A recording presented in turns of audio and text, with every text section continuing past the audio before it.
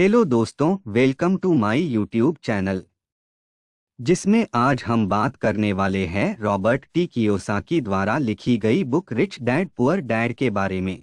इस पुस्तक में बताया गया है कि ऐसी कौन सी वस्तुएं हैं जो हमें अमीर बना सकती है और हमें गरीब। अमीर लोग ऐसा क्या करते हैं जिससे वे और अमीर हो जाते हैं, जबकि गरीब लोग ऐसा क्या करते हैं जिससे वे पहले से ज्यादा गरीब हो जाते हैं। फाइनेंशियल मैनेजमेंट का महत्व सिखाने वाली यह पुस्तक एक बेस्ट सेलर बुक है। तो आइए जानते हैं इस पुस्तक के बारे में। रिच डैड पुअर डैड में लेखक रॉबर्ट कियोसाकी कहते हैं कि उनके दो फादर थे, जिनमें एक रियल फादर थे जो पीएचडी किए हुए थे और दूसरे फादर उनके मित्र माइक के पिता थे, जिन्हें वह अपना दूसरा पिता कहते थे।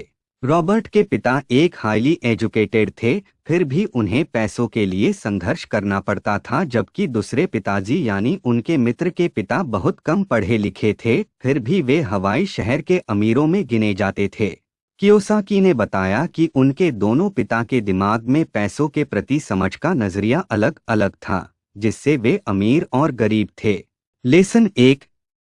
अमीर लोग पैसे के लिए काम नहीं करते हैं, बल्कि वे पैसे को ऐसी जगह इन्वेस्ट करते हैं जिससे पैसा उनके लिए काम करता है।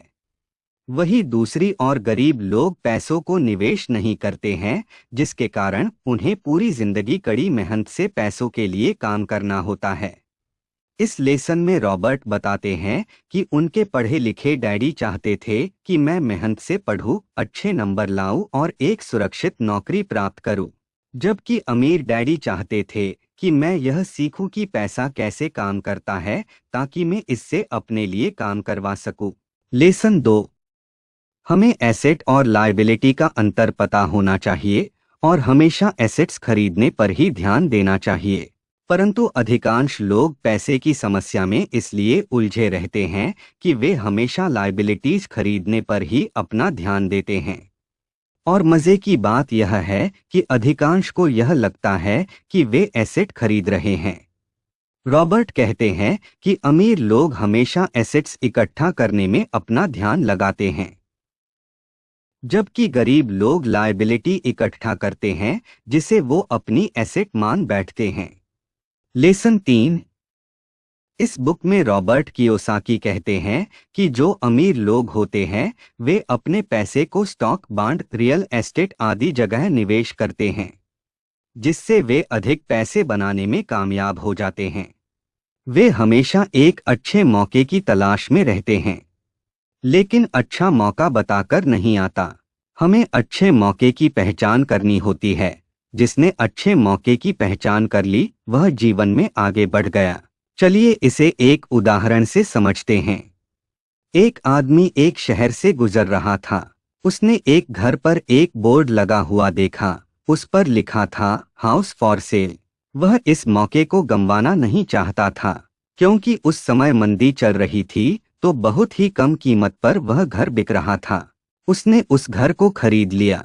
कुछ समय बाद मंदी खत्म हुई और उस घर की कीमत बढ़ गई और उसने उसको 2 गुने 3 गुने दाम पर बेच दिया और उसे काफी मुनाफा हुआ। लेसन 4। दुनिया में सभी पैसे को सेव कर रखते हैं। सबको पैसा सेविंग करना बहुत अच्छी तरह से आता है, पर यहाँ इसका यह अर्थ नहीं है कि पैसे एक अलमारी या गुल्लक में रखना हो या बैंक में रखना हो। हमें पैसे कहाँ पर इन्वेस्ट करना है, कहाँ पर खर्च करना है, जिससे कि हमारी आय बनी रहे और हम पैसे को इन्वेस्ट करते रहें। तो हमें इस बात को समझना चाहिए पैसे कहाँ पर इन्वेस्ट करना है और कहाँ पर नहीं। यदि इन्वेस्ट अच्छी जगह पर होगी तो इनकम भी अच्छी रहेगी। लेसन 5। रॉबर्ट के दोनों पिता ने रॉबर्ट को बचपन में ही बताया कि यदि तुम कोई गलती करते हो तो उस गलती को दोहराना मत, उस गलती से तुम सीख लेना और उस गलती को दोबारा ना करने की इच्छा रखना, जिससे कि तुम जीवन में आगे बढ़ सकोगे और एक बड़ा मुकाम को हासिल कर सकोगे। फाइनेंस के बारे में समझ विकसित करने वाली यह रिच डैड पुअर डैड एक बेस्ट बुक है। इस पुस्तक ने मुझे फाइनेंस के बारे में सीखने में काफी हेल्प की है और इसमें बहुत ही अच्छे तरीके से बताया गया है कि अमीर लोग किन कारणों से अमीर होते हैं और गरीब या मध्यम वर्गीय लोग किन कारणों से अमीर नहीं हो पाते हैं।